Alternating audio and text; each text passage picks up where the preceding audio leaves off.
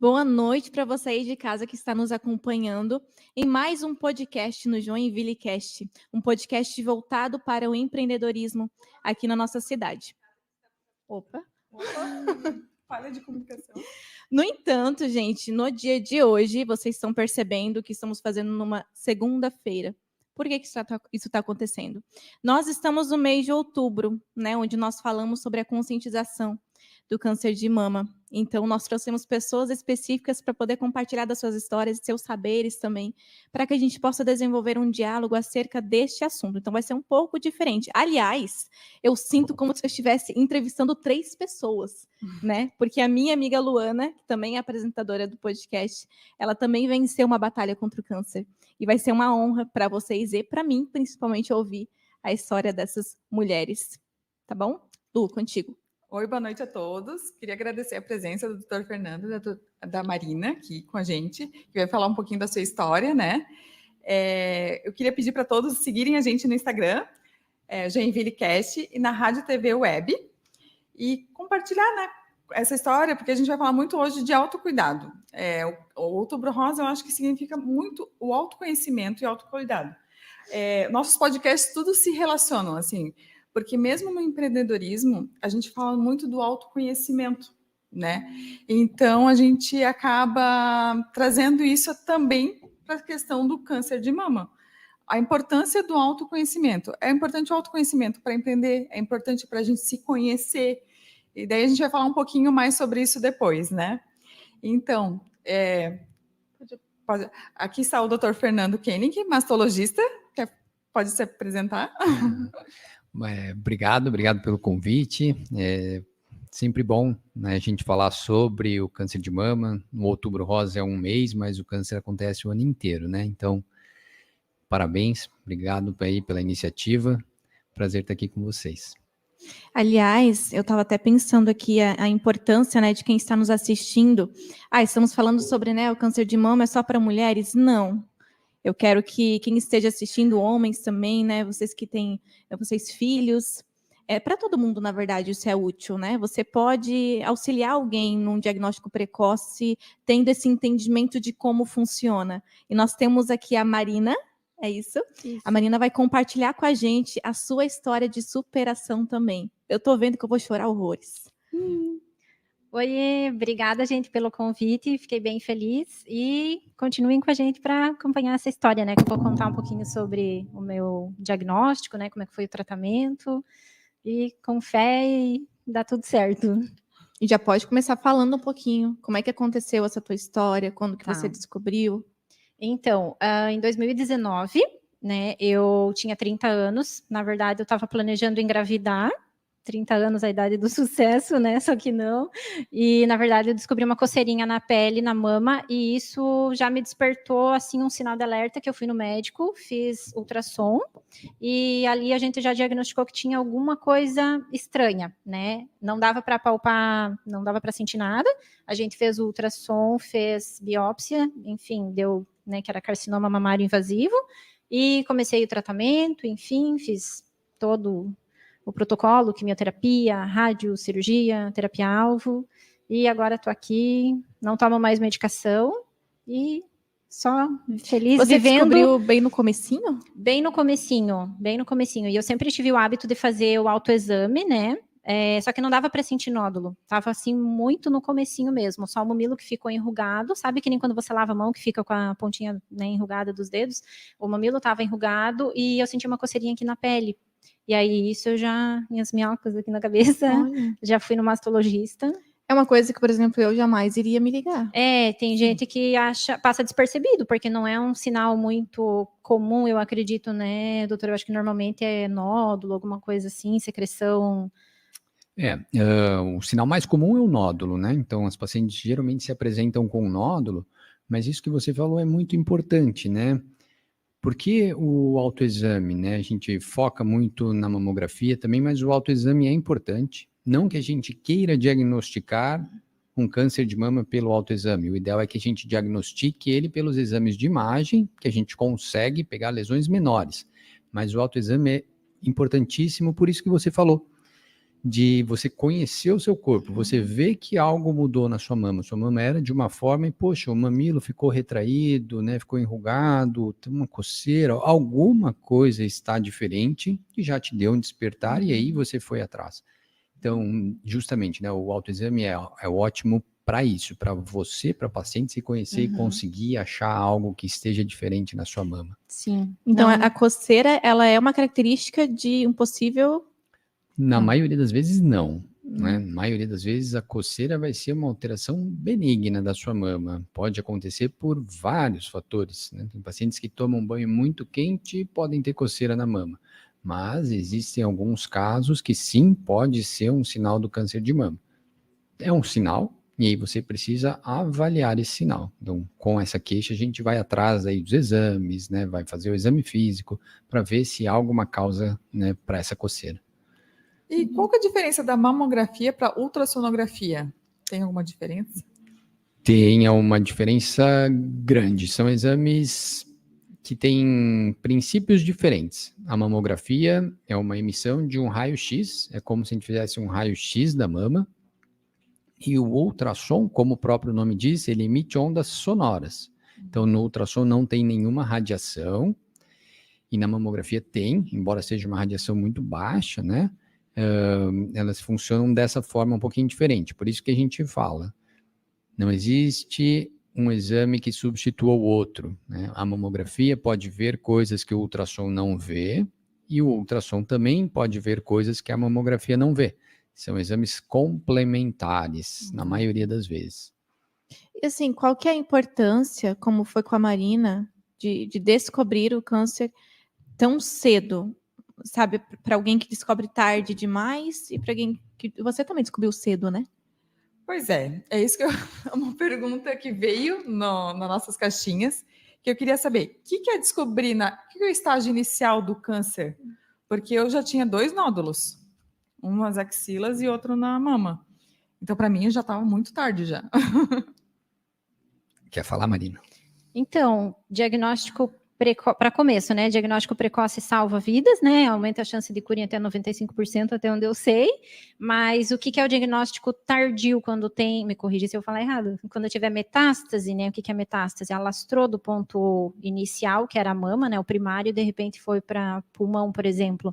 Então, já digamos, está tardio o diagnóstico, certo, doutor? Perfeito, né? Então, são, por exemplo, diagnóstico precoce, nódulos pequenos, geralmente menores que 2 centímetros. E qual que é a história natural de um câncer? Geralmente, né, na imensa maioria das vezes, ele começa na mama, da mama se alastra para a axila, para os linfonodos axilares, e dos linfonodos axilares é que ele vai espalhar para o resto do corpo, que nem a Marina falou, pulmão, ossos, fígado, cérebro. São Foi o que aconteceu com a Lu. A Lu teve na axila. mama e uma metástase pro linfonodo da axila. Então, realmente já não é mais um diagnóstico precoce, né? Mas é uma doença perfeitamente curável hoje em dia com todo o tratamento que a gente dispõe. Então, pacientes que têm lesão na mama e na axila, a gente sabe que essas pacientes vão passar por cirurgia, provavelmente quimioterapia e muito provavelmente radioterapia também. Ou seja, vão fazer o tratamento completo. Quando eu pego um nódulo pequenininho, né? Você fez rádio, Marina? Fiz rádio, 25 sessões, depois da cirurgia. Mesmo que a cirurgia deu zerado, assim, aquele Y0, X0, né? Que é... Resposta completa? Isso, resposta completa da químio. Eu acredito que é por causa do tipo do câncer, que no meu caso foi o HER2 positivo puro, negativo para hormonal. E eu acho que por isso, por ser, digamos... Não que tenha câncer bom e ruim, mas agressivo, digamos assim. Acho que por isso o médico pediu a rádio, né? Você fez mastectomia? Fiz. Foi retirada a mama inteira, né? Preservada a pele e mamilo. Botado prótese, isso. Né? E eu tinha 4 nódulos localizados em 3 quadrantes diferentes da mama. Então provavelmente foi por essa questão de ter vários nódulos, né? Sim. Que você fez a radioterapia. Então, mas respondendo, né, a tua pergunta do diagnóstico precoce. Às vezes a gente tem uma paciente que tem uma lesão pequenininha ali, de 1 centímetro. Talvez essa paciente, né, depender do subtipo do câncer de mama, mas talvez ela não precise de quimioterapia, por exemplo. Então, diagnósticos precoces, muitas vezes tem tratamentos menos agressivos e chances de cura maior também. E existe essa questão mais delicada, porque quando... Bom, eu não sei, mas elas vão saber falar sobre isso. Mas quando a pessoa recebe esse diagnóstico de câncer, a sensação que dá, pelo que eu ouço de pessoas próximas a mim que receberam, é uma questão assim de, poxa, eu estou recebendo A sentença de uma morte, sentença né? de morte. Literalmente. Né? E como é para você, como doutor, dar notícia? Não sei se é contigo, não sei como acontece, eu tô totalmente leiga. Geralmente é o mastologista que acaba fazendo a investigação e dando o diagnóstico. Cada caso é um desafio, né? Às vezes a gente chora junto com o paciente porque muitas vezes não espera por aquele, né? Um resultado que uma paciente jovem veio com um nódulo, às vezes é um nódulo que não parece ser um nódulo de câncer, aí você faz a biópsia e vem um diagnóstico. Mas é claro, aos poucos você vai vendo como é que é a melhor forma de falar, né? Cada paciente é única, cada paciente reage de uma forma. Então você tem que, isso é a vivência que a gente vai tendo, a experiência vai te dando esses caminhos, né? Como você vai seguir com cada paciente, mas é sempre difícil, né? Ninguém gosta de dar um diagnóstico e elas podem falar melhor do que eu do que é receber um diagnóstico, né? O meu marido não vai na Mastocentro mais, porque ele diz que toda vez que chega lá tem alguém saindo chorando do consultório. Aí ele falou, eu não vou mais lá, é muito sofrimento para mim. Mas é complicado. Para ele é bem pesado, assim. Daí quem me acompanha é sempre a minha mãe. Porque para ele diz que toda vez que ele vê alguém chorando, ele não dá. É porque ele também, como teu marido, ele passou por isso junto contigo, né? Então, acredito que ele não queira reviver talvez esse trauma. Mas como foi para vocês duas receber o diagnóstico? Tipo, no momento que você recebeu? Assim, foi um mix de sentimentos para mim, assim. Eu nunca tive dúvidas que eu ia sobreviver, que eu ia morrer, assim. Tipo, a primeira sensação, será que eu vou morrer, né? Mas assim, não, eu vou viver. Tipo, tem outras pessoas que viveram, eu vou viver.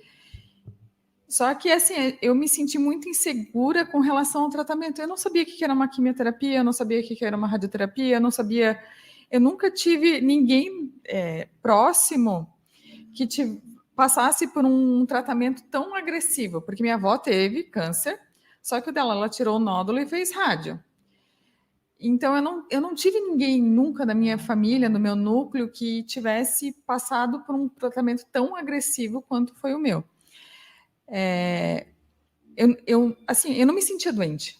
Então, para mim, tô com câncer. Então, aquela pulguinha atrás da orelha não caiu de primeira, assim. Não...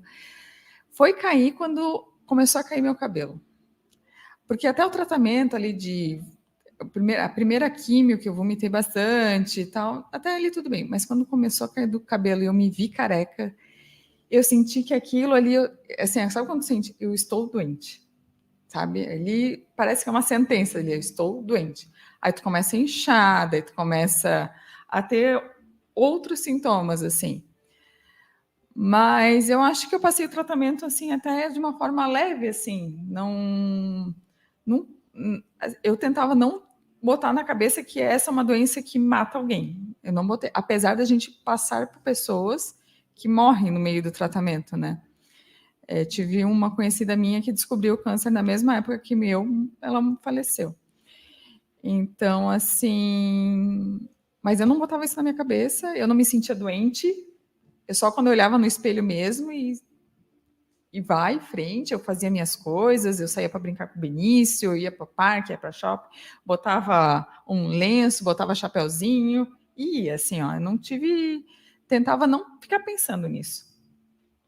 Não sei como que foi contigo. Então, o momento, né, do diagnóstico é bem difícil mesmo. Eu achava que o resultado estava errado, que tinham trocado a amostra no laboratório, mas infelizmente estava certo, né? Mas eu acordava chorando, assim, pensando que estava errado, que aquilo não estava acontecendo comigo. Mas depois eu enfrentei, né? Porque não tem o que fazer, você vai ter que tratar de qualquer forma. Mas a perda do cabelo, como você falou, para mim também pegou bastante, porque eu sabia que se tivesse né, todos os efeitos colaterais que eu tive, né, enjoo, vômito, diarreia, então tudo isso o médico, né, o onco já tinha me dado outros remédios para ir, né, balanceando.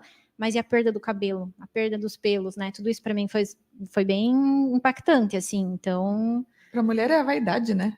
Porque é o nosso símbolo, né, da Aham. feminilidade, então Sim. é difícil se despedir do cabelo, né? Eu cortei chorando, Meu, eu também. mas não Meu, tem. aos É, prantos. É assim. bem isso, mas e a questão do medo também, cada vez que você vai fazer um exame, mas isso até hoje, né? Não sei Sim. como é que você é, mas Eu também. cada exame que eu faço de acompanhamento, assim, é metade medo, metade fé, assim, vai dar tudo certo. E levou quanto tempo a tua...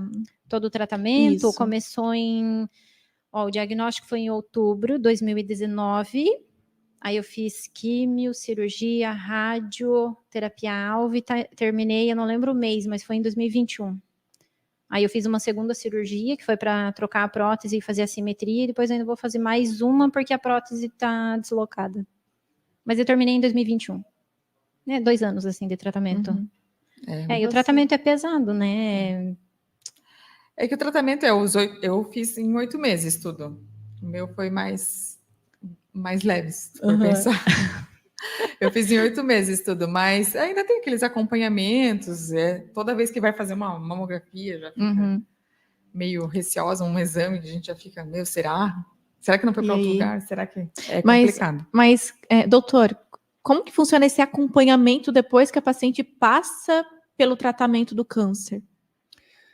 Individualizado, de acordo com cada caso. Então, geralmente após a cirurgia, né, a gente acompanha a cada 3 meses, e conforme o tempo vai passando, que a gente vai vendo que as coisas estão melhorando, passa para 6, depois 1 ano, mas geralmente ela fica acompanhando, né, passado aí os 5 anos, uma vez por ano, para o resto da vida. Que nem a gente falou antes, o mastologista vai ser a pessoa que vai pedir a mamografia, que vai avaliar o ultrassom, que vai fazer o exame físico das mamas. Então, muitas vezes, o acompanhamento com o oncologista, que é quem prescreve a quimioterapia, quem prescreve medicações, ele até pode terminar depois de um tempo, quando a paciente não usa mais as medicações, mas com o mastologista a gente diz que é ad eterno, e fica acompanhando sempre mesmo. Mas porque tem chance de... Sim, né? Tá. Toda paciente, mesmo o paciente que nunca teve um câncer de mama, pode ter um câncer de mama. E quem já tratou um câncer de mama possui um risco até um pouco maior do que aquelas que não tiveram câncer de a doença voltar. Seja na mesma mama, seja na mama contralateral ou em alguma outra parte do corpo. É o que a gente fala da cura, né? Hoje em dia a gente cura a imensa maioria das pacientes e a doença nunca mais volta.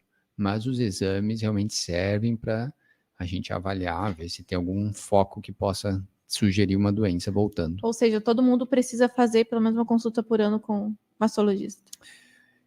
Toda mulher assintomática que não tem histórico familiar, a partir dos 40 anos, deve fazer exames de rastreamento. Entendi. Então, exame físico e exames de rastreamento. Isso pode ser feito por um ginecologista ou com um mastologista, né?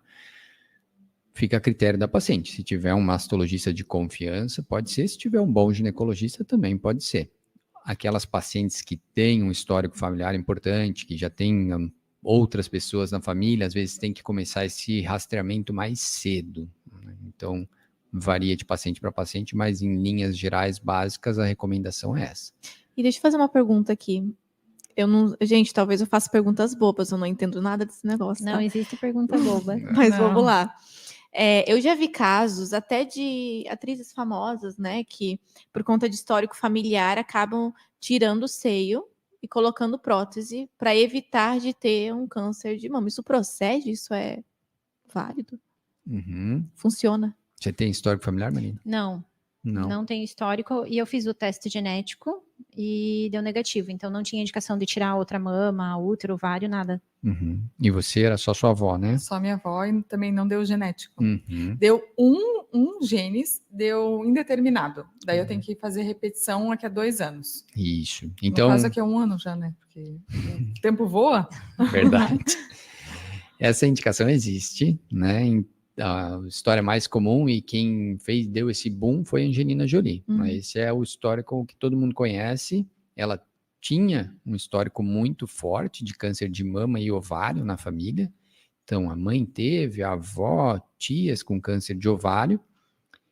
E antes dela desenvolver qualquer sinal, qualquer sintoma de um possível câncer, ela fez esse teste genético e ela viu que ela tinha uma mutação no DNA dela.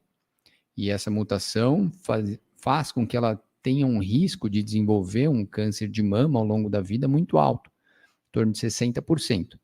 Antes de ter a doença, ela foi lá e retirou as 2 mamas e os ovários e as trompas. Isso reduz em mais ou menos 99% a chance dela desenvolver um câncer de mama no futuro. Mas isso tem indicações, isso não é para todo mundo, né? São para pessoas com esse histórico mais forte e que devem passar numa avaliação com um geneticista para avaliar se o teste genético ele é necessário. E o que de fato causa o câncer, gente? Boa. Uma pergunta complexa essa. O câncer ele é multifatorial. Então, a gente 99% das vezes não vai conseguir determinar a causa dele, né? Então, o que a gente tem? O que a gente precisa saber? Câncer tem fatores de risco e algum desses fatores de risco pode aí ocasionar uma mutação do seu DNA. Então, desde a alimentação, hábitos de vida, ou simplesmente uma mutação que nossa célula se divide a todo momento. Numa dessas divisões, uma célula se dividiu errado e gerou um clone celular modificado. E esse clone tem a capacidade, né? O que é uma célula cancerígena? É uma célula que cresce, se multiplica rápido e desvia do nosso sistema imune das nossas células de defesa. Então, nossas células de defesa não conseguem matar essa célula do câncer. E ela acaba se replicando, aumentando, formando um câncer daí. Mas nunca, né, ou raramente, a gente vai conseguir pré-determinar um fator. Isso que a gente falou antes, desses cânceres de origem hereditária, são uma minoria.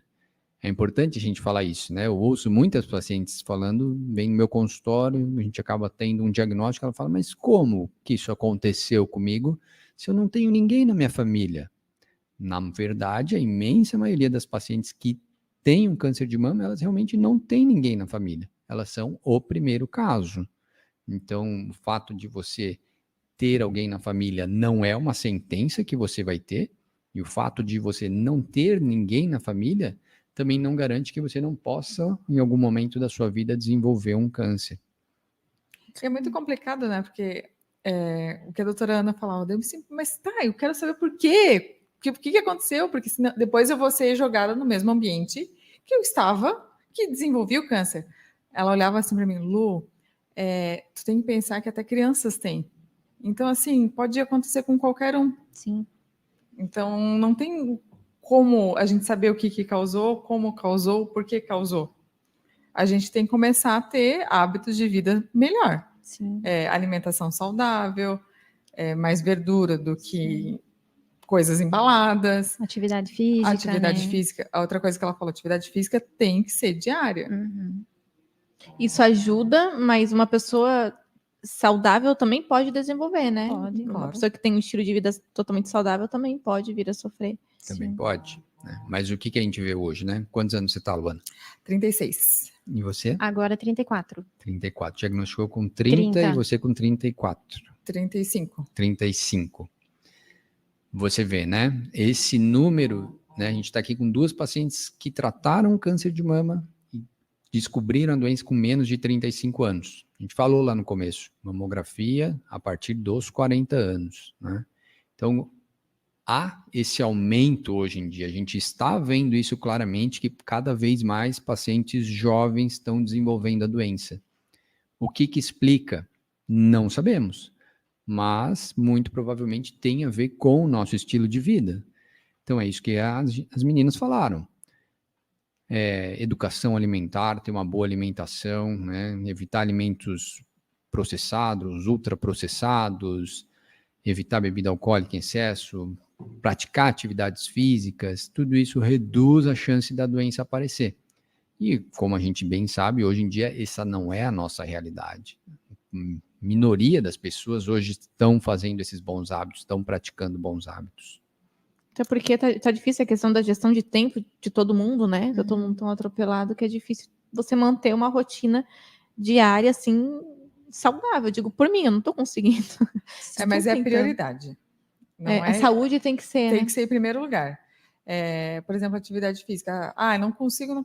Eu acordo 6 horas da manhã, 6h30 eu estou na academia. 6h30, 7h30. Gente, o que eu faço nesse horário? Eu estaria dormindo? Isso aí. Ou se vai na padaria final de semana, ao invés de ir de carro, vá a pé. Aham. Incluir pequenos hábitos, né? Atividade física é caro. Gente, a corrida de rua tá aí para mostrar que não é caro. É de Exatamente. graça. É só pegar um tênis e correr. Sim, E já faz diferença, né? Sim. faz. E assim,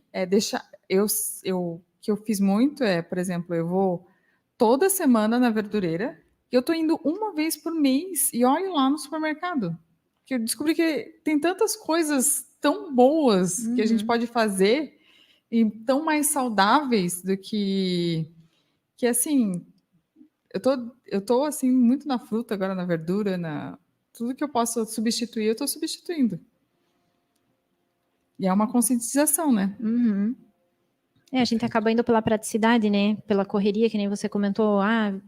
Tá tudo tão corrido, acaba comendo uma lasanha pronta, mas, gente, Cara, é que né, o tempo que você prepara, descongela e assa essa lasanha, você poderia já ter feito alguma coisa. antes para a semana, um franguinho Isso. desfiado com alguns legumes, Mas eu acho que o problema é que as pessoas, elas pensam, tipo, nunca vai ser comigo.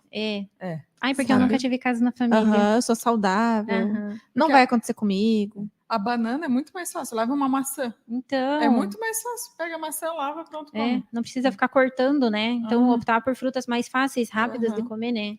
Isso a gente está falando de câncer, né? Mas se a gente pegar o bloco geral da saúde, que vem correlacionado com esses maus hábitos, isso a gente vê que isso não é tão incomum, né? Quase 50% da população é obesa, está acima do Então. peso. Né? Muita gente fuma ainda, Uhum. então diabéticos só aumenta. Tudo isso são doenças relacionadas ao hábito de vida. Então, a gente está falando aqui mais sobre câncer, mas existem outras coisas associadas que também são combatidas com os bons hábitos. Então, realmente, é o que as meninas falaram, é questão de prioridade. Você tem que priorizar os teus bons hábitos. Entendi. Farei. Olha Até o porque- choque de realidade. Lembra que o câncer de mama é o segundo mais incidente, né, doutor? Entre as mulheres, perde para o câncer de pele, né? Do câncer de pele não melanoma, exato. Uhum. Então, o câncer tá aí, ó. Tem que cuidar. Tem. Alimentação saudável, atividade física, pequenos hábitos, né? A bebida em excesso, cuidar, tabagismo, ó, 0. Pois é, o tabagismo é uma questão, né? Porque a incidência é de câncer de pulmão, correto ou estou errado? Mas tem enfisema também, que não chega a ser pulmão, mas é por causa do cigarro, né? O tabagismo, assim, os estudos, né? Tudo que a gente fala, a gente se baseia em estudos, né? Eles ainda são dúbios em relação ao câncer de mama. O tabagismo causa câncer de mama? Então, alguns dizem que sim, outros dizem que não aumenta tanto o risco, né? E é uma coisa que fica um pouco na dúvida. Mas, independente, causa câncer de pulmão, causa câncer de bexiga, pode causar enfisema, DPOC, N motivos, né? E isso falando só do tabagismo, cigarro, né? Cigarro eletrônico a gente não sabe ainda o que causa. Né? Então, É muito novo ainda, né? Muito sim, novo. aqueles narguile também, que tá bem na moda, né? O pessoal usa e... Mas a Também. chance de uma pessoa que é fumante desenvolver um câncer depois de muitos anos fumando é bastante alta, né? Sei lá, 30, 40 anos fumando direto. Ou depende do a organismo. chance sempre vai ter, né? Tem pessoas que você sempre vai ouvir aquele amigo que fuma falar assim, mas o meu avô fumou a vida inteira e nunca teve o câncer. O teu avô realmente é uma exceção, né? Mas, enfim, hoje em dia a gente sabe, está relacionado. E aí entra na questão, o porquê que você faz isso? Por que você fuma? Está disposto a trocar esse bem-estar momentâneo por um tubo de oxigênio no longo prazo aí? O que é? Eu uma vez ouvi falar, um cara falou, um médico, eu nem lembro direito de onde que surgiu essa história. Ele falou assim, tem pessoas que servem para fumar, tem pessoas que não. Então essas pessoas vão desenvolver o câncer de mama e outras não. Por isso que tem essa relação, mas eu não sei. E doutor, tem uma pergunta dos nossos internautas. Por que a Sociedade Brasileira de Mastologia recomenda a mamografia com 40 anos e o Ministério da Saúde com 50? E a cada 2 anos? Existe, nesses casos, uma lacuna de 10 anos? Querendo me botar em maus lençóis aqui. Por quê? Por quê? Realmente, a nossa conduta como médico mastologista da Sociedade Brasileira de Mastologia, da Sociedade Brasileira de Radiologia, da Sociedade Brasileira de Ginecologia, de Oncologia, todos nós recomendamos a partir dos 40 anos. Baseado em quê? Em estudos, né, que mostram que a mamografia a partir dessa idade, como forma de rastreamento, diminuiu a mortalidade. Agora, realmente, pelo Ministério da Saúde, a recomendação é a partir dos 50 anos, de uma vez a cada 2 anos. Também baseado em estudos que viram que na mamografia abaixo nas pacientes de 40 anos podia apresentar resultados falso negativos. Vou ser um pouquinho mais detalhista aqui, se vocês não entenderem, vocês me perguntam depois, mas quanto mais jovem a mulher é, a tendência é que a mama seja mais densa. E mamas densas escondem nódulos, a gente não consegue ver o nódulo. Então, existem alguns estudos, em alguns países também, que seguem mais essa linha de mamografia a partir dos 50 anos. Como eu falei antes para vocês, a gente está aqui com 2 pacientes jovens que trataram câncer de mama. Eu peço a partir dos 40, né? Então, entendo que não é a política que a gente segue no SUS, a gente tem que pensar também que tudo tem um custo, né? E política pública, a tendência, né, pode ser uma redução de custos. A gente não tem como oferecer mamografia para todo mundo, porque isso custa dinheiro. Então, um pouco está relacionado a isso também. E para quem tem prótese de silicone, tem algum... A mamografia serve também? Quais exames necessários? Serve. A mamografia pode diagnosticar lesões em pacientes com prótese. Idealmente, a prótese em si, ela é melhor avaliada pelo ultrassom. Então, acaba se complementando, fazendo os 2 exames. Mas a mamografia a prótese não traz nenhum prejuízo à mamografia. A gente vai conseguir achar lesões ali. Mas também dá para fazer a ressonância da mama também, em alguns casos, né? Para complementar. O melhor exame para avaliar a integridade da prótese é a ressonância. Então, em caso em que a gente tem dúvida, fez um ultrassom, não ficou claro para mim se essa prótese tem algum sinal de ruptura ou se tem alguma coisinha diferente ali, eu peço uma ressonância. Todos os exames se complementam, né? Então, é difícil a gente falar assim, só um exame e pronto, chega. Não, tudo é individualizado hoje em dia. Eu vejo uma paciente que tem a mama bem lipossubstituída, eu fico muito tranquilo em acompanhar ela só com mamografia. Pacientes que têm a mama mais densa, não, já associo um ultrassom junto com a mamografia. Pacientes de alto risco, associo ressonância ao rastreamento delas também. Então, todos os exames vêm para complementar, para a gente tentar descobrir lesões mais cedo e menores. Cada caso é um caso, então. Cada caso é um caso, individual. cada paciente é única, né? Então, vendo uma paciente é que a gente sabe o que pedir para ela. Entendi. Eu queria fazer uma pergunta para vocês duas, mas assim, no sentido familiar, como é que foi? Eu não sei, Marina, você é casada? Casada. Tem filhos? Ai, tá congelado, né? Conta. Tenho 3 congelados. E tenho 2 pets. 3 congelados e 2 pets. Você é um filho, né? Deixa Eu vi que já tem até sexo, né?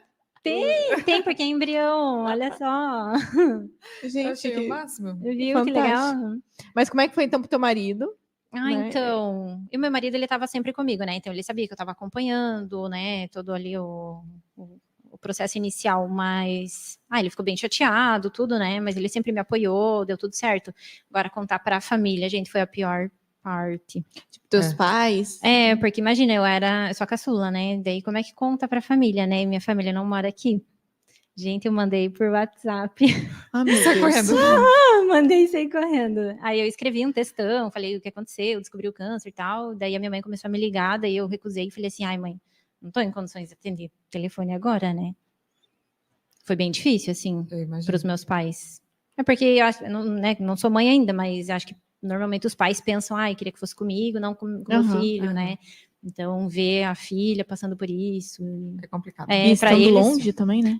eu acho que para eles foi mais difícil, assim, eu via pela minha mãe, quando eu tava careca, a minha mãe, ela ficava muito mal de me ver careca, então eu colocava lenço, peruca, me maquiava, pior que tinha dias que eu tava triste, mas eu fingia que eu tava bem, daí eu ficava rindo, assim, fazendo piadinha, sabe, mas eu queria mostrar pra ela que eu Mas tava então ela bem. veio pra ficar contigo, Deus. mesmo morando longe. Ela veio alguns dias ficar comigo, ela trabalha ainda, mas ela pegou férias um período, ficou comigo, depois a minha irmã também veio.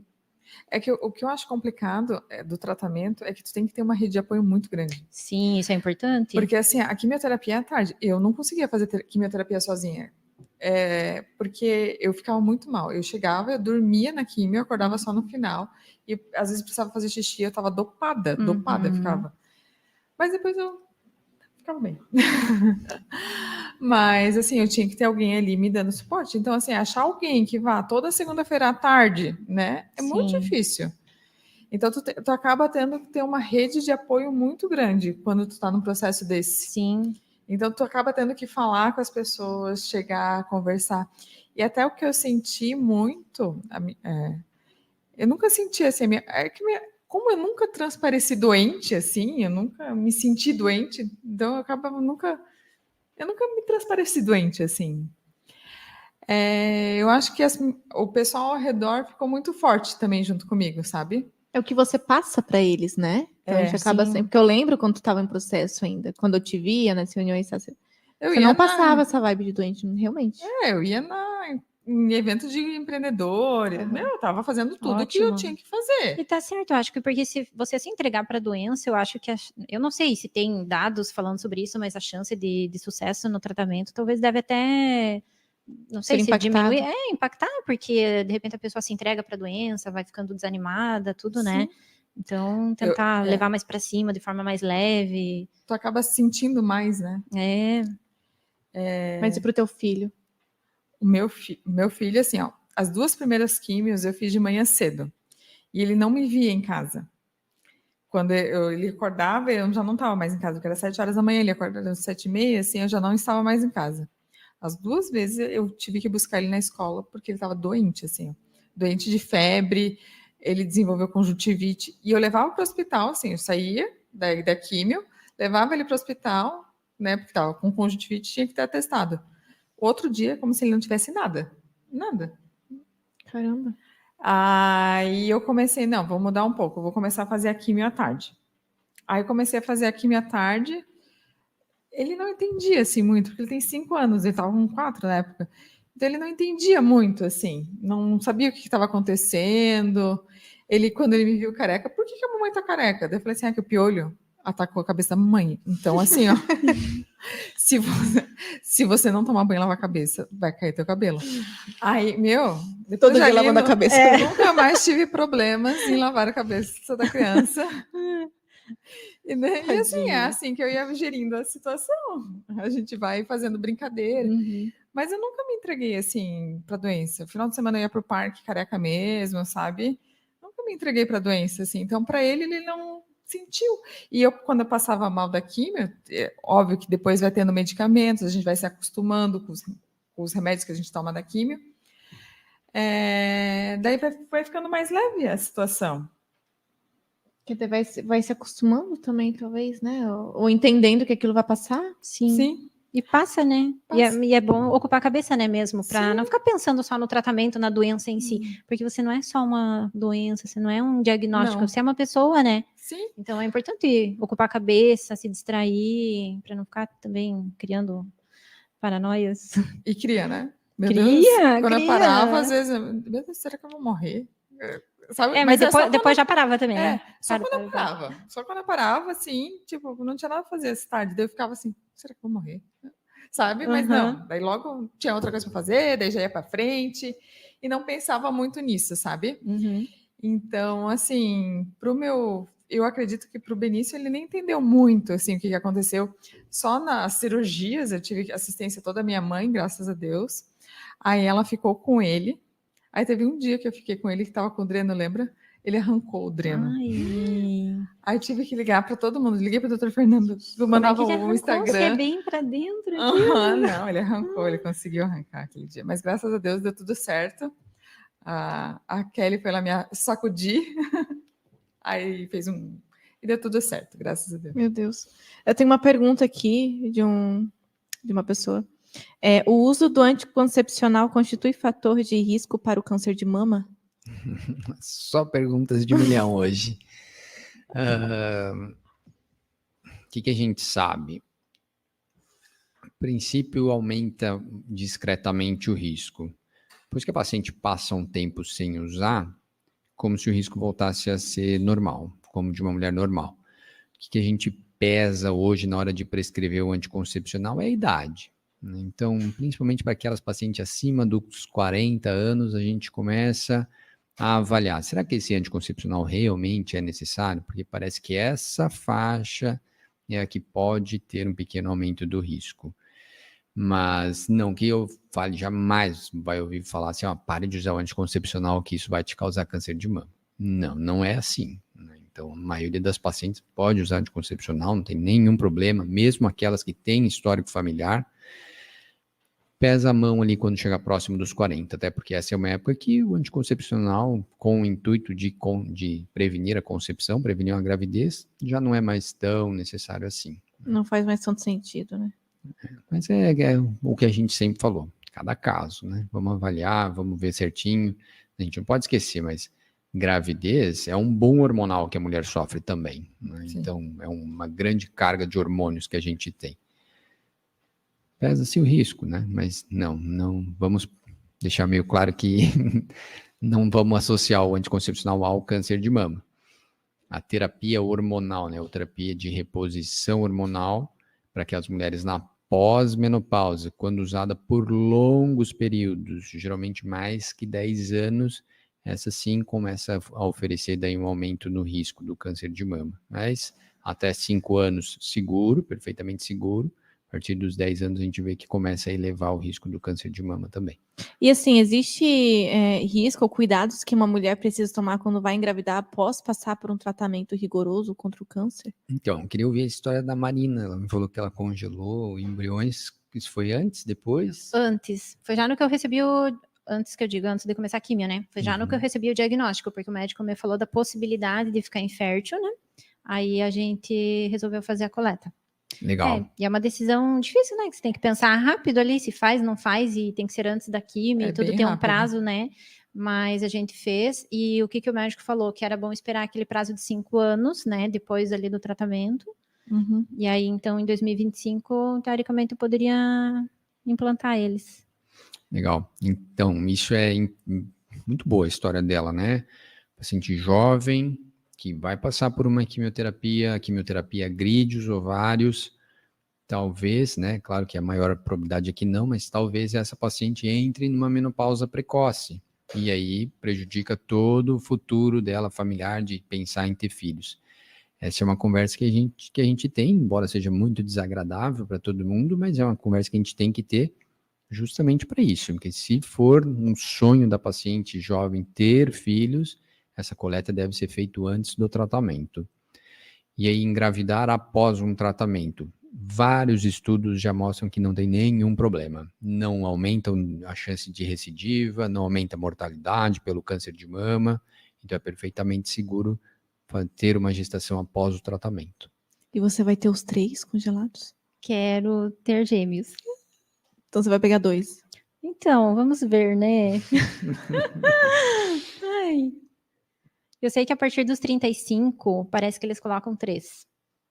Mas pode acontecer de colocar e não vingar, né? Perder. Então, por não isso sei se eles vão colocar 2 ou 3. Porque eles colocam sempre mais do que você realmente quer, né? Ou estou errada? Eu só sei que, enfim, mas eu também só tenho 3. Tem que dar certo. Mas enfim, eu quero 2. Eu optei por não... Até foi sugerido, o doutor sugeriu na época. Mas eu já tenho um filho, já tive uma gestação bem complicada, eu pensei que não, é tão rápido as informações, né? Que a gente nem pensa direito. Porque meu Deus, você acabou de descobrir que tá com câncer, ainda tem que pensar na possibilidade de ficar infértil, então é muita informação para tua cabeça nesse momento, né? É difícil pensar. Informações médicas, informações jurídicas, porque é uma batalha não só contra o câncer, é contra os planos de saúde, quanto o SUS, não sei onde tu faz o tratamento, porque eu tive bastante dificuldade com o plano de saúde. Ah, também tive. Não foi tudo assim, a mil maravilhas. Não. Isso aí a gente só não mostra, né? Mas Não, mas é uma batalha. É uma É batalha. que agride muito a questão para a mulher, né? Não só a saúde, mas a questão também da autoestima da mulher, que é tão importante para nós, né? A vaidade. Então a mulher acaba sendo agredida em todos os sentidos, né? É Aham. na Tudo. possibilidade de ter filhos, é na sua estética, Uhum. é na sua família. E isso é de uma hora para outra, né? Que Pois uma é. semana atrás você não tinha nada. E Sim. aí descobriu um nódulo, fez a biópsia, poxa, esse nódulo é um câncer, agora é químio, cirurgia, rádio, talvez você entre na menopausa, talvez não possa mais ter filhos. Então, eu sempre falo, né? Mas o acompanhamento do câncer, ele tem que ser multidisciplinar. É muito difícil, né? Passar por tudo isso, então é muito desgastante, é muita informação, muita coisa, então acompanhamento com um psicólogo, com algum terapeuta, isso ajuda bastante também. Eu vejo que faz uma diferença muito boa para aquelas pacientes que acompanham, depois da cirurgia, fazer fisioterapia, fazer reabilitação, tudo isso também ajuda, né? Então, hoje não se fala mais só, o médico vai tratar o meu câncer, não, é a paciente trata e uma equipe à sua volta que consegue auxiliar durante esse processo. E a rede de apoio, como a Lu Rede de falou, né? apoio. Sim, é muito Extremamente importante. importante. E eu vi outras meninas aí na rede de apoio, né? Não só família e não só médicos. É importante eu ouvir outras meninas que passaram pelo tratamento para mostrar o que é a experiência de verdade ali, o dia a dia. Eu perguntava tudo. Eu tinha umas 3, 4 meninas assim que tu fazia isso? Como que foi para ti, sabe? Aham. O que é o prós, os contras? É. Isso assim foi essencial para mim. Sim. Nas minhas decisões do câncer, até em relação a médicos, essas coisas assim, eu perguntava tudo. O básico eu perguntava. Uhum. Até a minha pastinha. Porque por mais que o médico orienta tudo Aham. certinho, claro, mas é interessante a gente trocar figurinha, né, com outras Oh. pacientes ali, porque faz parte, né? Tem perguntas de milhões aqui do pessoal do YouTube. Olha, Não. Tenho mamas densas e fazia ultrassom anual. Fui diagnosticada com 38 anos, uma lesão bem pequena e ainda não palpável. Terminei o tratamento e agora estou no acompanhamento. Isso é um comentário. Mas tem ali uma pergunta no último, né? Sobre o fator genético, ele por si só é fator de risco para o câncer de mama ou pode ser somado a fatores externos? E a chance de recidiva é maior por ter predisposição genética? Então, deixa eu ver se eu entendi. Se o fator genético associado aos outros fatores de risco aumenta a chance? Sim, não é? Então, aquela paciente que tem um histórico familiar, mesmo que ela não tenha uma mutação, né, ela vai ter um risco aumentado. Associa-se a isso daí os fatores de risco que a gente já comentou lá no começo. Então, para essas pacientes, principalmente, né, vamos botar por linhas diferentes. Temos fatores de risco que a gente não modifica. Eu não modifico o histórico familiar da paciente. Se a mãe dela teve câncer de mama, ela vai ter um risco aumentado para ter um câncer de mama. E existem os fatores de risco modificáveis. Daí entram os hábitos de vida que a gente comentou no começo. Os dois se associam, se acrescentam, né? E para aquelas pacientes que já trataram, sim, né? A chance delas terem de novo a doença, o que a gente fala? Aquelas pacientes, por exemplo, questão do peso. Os pacientes que emagrecem após um tratamento diminuem o risco da doença voltar. Então, esses fatores, eles perduram aí após o tratamento também. Aliás, eu queria falar aqui para a Gislaine, né? Que ela contou a história dela. Ela tinha as mamas densas, como o doutor falou, que foi difícil diagnosticar, não deu para diagnosticar com palpável, né? Apalpando. E ela foi diagnosticada com 38 anos, agora ela está bem, terminou o tratamento. Que bom, Gislaine, a gente fica feliz com a tua história também. Parabéns pela superação, inclusive, né? Mas olha a importância, ela falou aqui que fazia ultrassom anual, a importância de você ter esse acompanhamento. Veja, ela descobriu com 38, antes dos 40, e ela já tinha esse, né, discernimento de fazer anualmente os exames, o acompanhamento. Então, olha como é importante, né? Você não pensar comigo não vai acontecer, né? Comigo não, com os outros talvez. Existem esses casos que são emblemáticos, né? Eu operei uma menina faz umas 2 semanas. Também 38 anos ela tem. E ela veio lá para mim com ultrassom alterado. Eu me perguntei, e por que pediram ultrassom? O meu ginecologista pediu. Falei, olha, agradeça o teu ginecologista, porque assim, não dava para palpar nada. E ele foi lá, pediu um exame e acabou achando, né? Um exame que, em teoria, não estava no rol dos procedimentos que a gente pede nessa idade.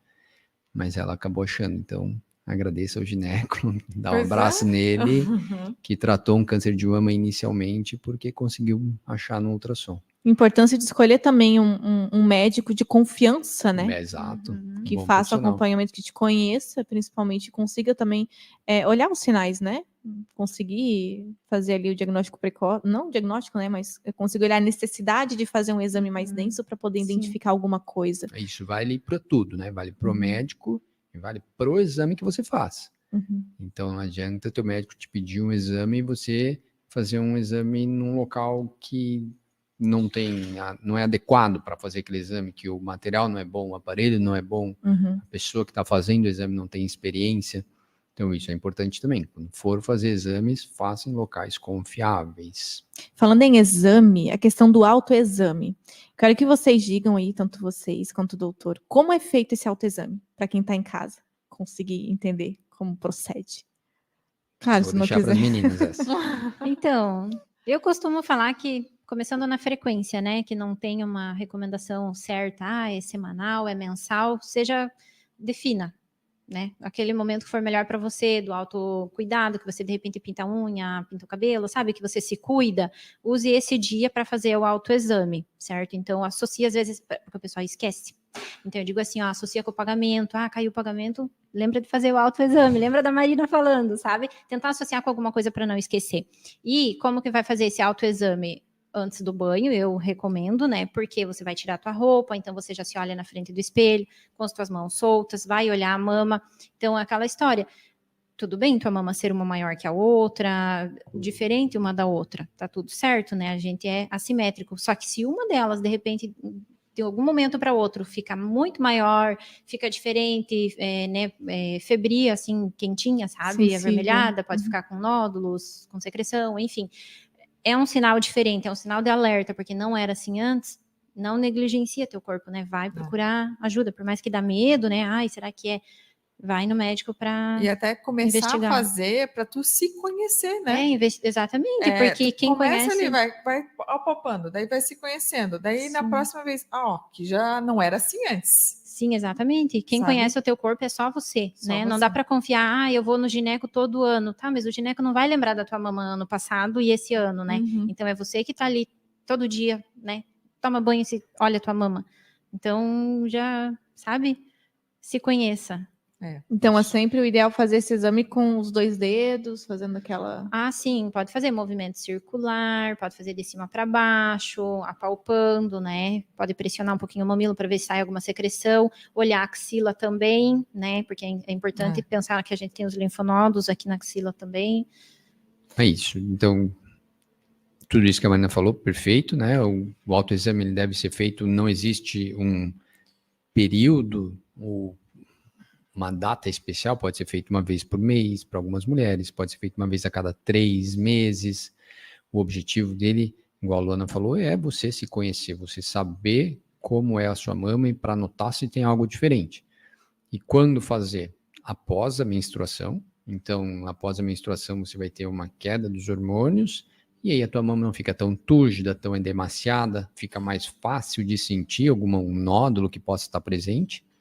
Primeira coisa é realmente olhar no espelho, você vê se tem alguma alteração, a pele vermelha, o mamilo que retraiu, alguma coisa abaulando ou puxando a pele.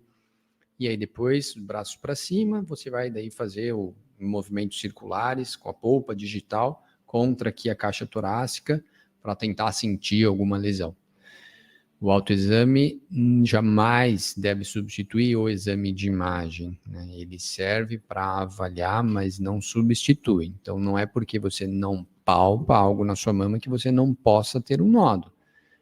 Quanto antes a gente descobre nódulo, mais a gente cura. E isso é feito pelos exames de mamografia, de ultrassom, ressonância. E independe do tamanho da mama, né? Como eu disse, eu sou leiga. Mas eu já vi pessoas me falando que a possibilidade de ter câncer de mama é somente para quem tem um busto com muito volume. E que quem não tem tanto, tipo, não tem nada a ver, né? Não tem Não. nada a ver. E homem? Homem também pode ter câncer de Também mama, né? Sério? pode. Uhum. Mas Homem é pode mais ter raro, câncer né, de doutor? mama, bem raro, mas pode ter sim. E geralmente, daí, homem, como não faz exame de rotina, não tem essa indicação, acabamos pegando em estágios mais avançados, né? Então, lesões maiores, já com comprometimento de linfonodos axilares, maior risco de ter doença à distância em outros órgãos, mas também homens podem desenvolver câncer de mama, embora não seja o nosso dia a dia. E o doutor já teve algum paciente homem aqui diagnosticado Em com câncer de mama? Joinville, eu acompanho um que não fui eu que tratei, e tratei um. E no meu período de residência, quando eu fiz em São Paulo, 2 casos. Nossa, que diferença, né? Caramba. Para mulher, várias, e para homem. Não é impossível, né? Mas é difícil, né? O câncer de mama para a mulher se equivale ao câncer de próstata no homem, né? Então, é o câncer mais comum no homem, também tirando o câncer de pele, né? E nas mulheres é o câncer de mama daí. O câncer de pele é o mais incidente que tem? O câncer de pele não melanoma, né? Então, que é geralmente aquele causado pelo sol, né? Tá. O carcinoma base celular. Esse é o mais comum de qualquer pessoa. Aí depois vem o câncer de mama. De é mama. isso. E Nas nos mulheres. homens o de próstata. A Rosana aqui, queria agradecer a mensagem dela. Ela descobriu a alteração genética por recomendação do Dr. Fernando. Obrigada, ela mandou. Por nada. Que E ela bom. fez outra pergunta, aliás, ali, ó. É possível saber quanto tempo que estava com o tumor? Pelo tamanho, por exemplo? Não é possível porque os tumores crescem em velocidades diferentes. Geralmente tumores mais agressivos, o teu foi um HER, né, Marina? HER2 positivo, puro. O HER2 puro, né, costuma crescer mais rápido e esse pode ser em questão de meses. Você não sente nada e depois de alguns meses passa a sentir um nódulo, até fazer o diagnóstico, iniciar o tratamento, esse nódulo já cresceu. É silencioso, então. Silencioso não, esse é agressivo, né? Esse cresce Ah, rápido. tá. O que aparece rápido. Tem aqueles casos, geralmente daí em mulheres um pouco mais idosas, de lesões que vão crescendo devagarinho, um nódulozinho pequeno, passa um ano, aumenta um pouquinho, tá ali, não dói, o paciente acaba deixando um pouquinho mais, até que ele vai crescendo. Então, a velocidade de crescimento varia de acordo com o tipo de câncer de mama. A gente sabe que hoje o câncer não é uma doença única. Existem diversos tipos de câncer de mama, cada um com as suas peculiaridades e cada um deve ser analisado de forma singular, para propor sempre o melhor tratamento para a paciente. Isso aí. Eu queria pedir para vocês duas e para o doutor, para vocês deixarem, de repente, uma mensagem para quem está em casa, alguma orientação, vocês que já passaram por isso e o doutor como especialista. Eu começo? Começa. Minha orientação, então, para as mulheres é pratiquem bons hábitos de vida. Tudo isso que a gente falou, essa é uma forma de prevenção primária, né? A prevenção primária é aquela que a gente realmente diminui a chance da doença. E quando for a época de fazer exames, isso vai variar de mulher para mulher, de acordo com o seu histórico, né? De acordo com a avaliação do seu médico, faça os exames. Mamografia diminuiu a mortalidade por câncer de mama quando é feita de forma rotineira, como exame de rastreamento. Então, meu foco hoje nas minhas consultas, para quem vai lá, é foque nos bons hábitos, cuidado com o seu peso, pratique atividade física, evite bebida alcoólica em excesso. Se você está ajudando alguém, está passando, conhece alguém que, né, está passando pelo tratamento, seja uma rede de apoio, esteja lá para essa pessoa, isso é importantíssimo, né? E mantenha aí os seus exames em dia. Concordo com o que o doutor falou, né? A questão de ter bons hábitos, né? Alimentação saudável, atividade física, né? E diante de um diagnóstico, enfrentar, confiar na medicina e no médico de confiança, né? E ter fé também, de repente, se a pessoa segue uma linha religiosa, enfim. E não esquecer, né, que câncer não é uma sentença, né? Câncer tem cura, né? E diagnóstico precoce salva vidas. E todo mundo tem que se cuidar, independente da idade, independente se teve histórico familiar ou não, né? Se cuidar sempre, dos pés à cabeça. E não é só para o câncer, né? É para tudo, né? Para tudo. Para tudo. O conselho é se conhecer também, né? Porque se conhecer faz a diferença num diagnóstico precoce. Porque se a gente se conhece, a gente sabe que aquilo lá não está muito certo, sabe? Por exemplo, se eu não me conhecesse, eu acharia que era normal ter um negocinho ali, sabe? Sim. Então, se conhecer, principalmente, se tiver alguma dúvida, um pingo de dúvida que for, procura um médico.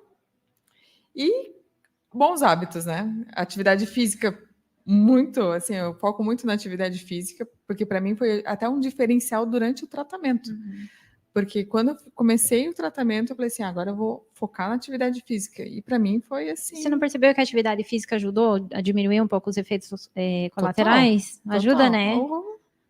A atividade física me motivou muito, assim. Sim. Daí eu achei uma equipe que me motivava ainda. Então, assim, para mim foi o diferencial. Fica a dica, né, para quem está em casa, para todos. Eu queria agradecer, eu vou agradecer os 3, né, que trouxeram as contribuições, a Lu, que compartilhou sua história, que eu já conhecia um pouco também, a Marina, o doutor que veio até aqui para poder nos ensinar, né, eu aprendi muita coisa, de verdade, eu não tinha ideia de como era vasto, né, esse conhecimento que nós necessitamos, que é para a nossa saúde, e é para todo mundo, né, tanto para nós, que somos mulheres jovens, quanto para as mulheres mais velhas, é extremamente necessário. Então, muito obrigada por vocês terem aceitado o convite, estarem aqui conosco. Se vocês quiserem deixar uma mensagem também pro pessoal, né? Nos sigam nas redes sociais. Obrigada, pessoal, né, por assistirem. E se alguém quiser me seguir lá no Instagram, é diário_damá. Agradeço o convite também, parabéns pela iniciativa. O Outubro Rosa é sempre um momento da gente repensar, né? E pensar também no câncer de mama. E eu também fico à disposição aí, também tenho meu Instagram, Dr. Fernando Mastologista. Quem quiser tirar alguma dúvida lá, eu sempre respondo também. Queria agradecer a todos. Eu sou a Luana Meyer.adv, tenho o Joinville Cast para todo mundo seguir, né? Isso aí. Muito obrigada para todos que contribuíram, que mandaram suas mensagens, que estão comentando aqui no YouTube. Às vezes a gente não consegue ver tudo, porque às vezes passa rápido. Mas eu queria agradecer a todo mundo que assistiu esse momento. Isso aí, nós temos o próximo podcast na próxima semana, sempre às quintas-feiras, somente nessa semana que foi na segunda, tá? Porque foi um especial. Então a gente já volta na próxima semana, na quinta-feira, às 20h30. Muito obrigada, pessoal. Obrigada.